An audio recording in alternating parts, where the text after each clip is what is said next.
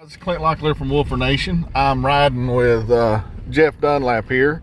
And of course, doing what trappers do, I'm noticing this high ground. Other side of it's a swamp. Over here it goes down and there's a lot of, wet ground and stuff like that. And just made the comment, it seems like the coyotes would run this ridge. I know the sun's in a bad place, but this ridge is right here.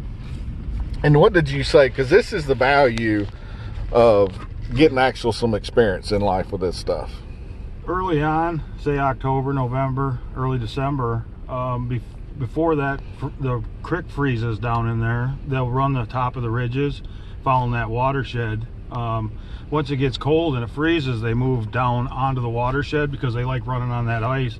And a lot of times when you're finding them creeks, you'll find that, like on this one, there'll be gaps, like almost like a size of like a beaver channel, but it's not. It's just a creek where it froze, and what you do is just drive a wolf fang through or put a saber tooth out and then find them real tight spots in where the cattails are, and then chip out your bed, and then use wax dirt or peat moss for the bottom, and then bed your trap right on that. And you can blind set them like we were talking earlier, like the mafia set, something like that.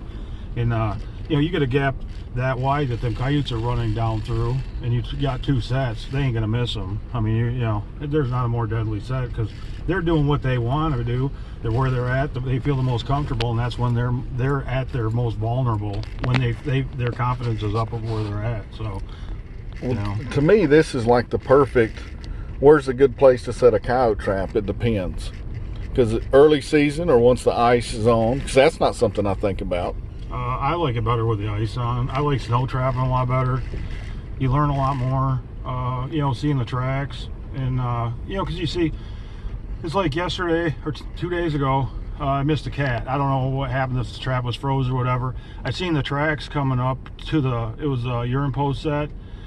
I seen the tracks come up, so I knew it was a cat. But the trap was pulled out, like we'd all would assumed a deer got in and sprung and pulled it out.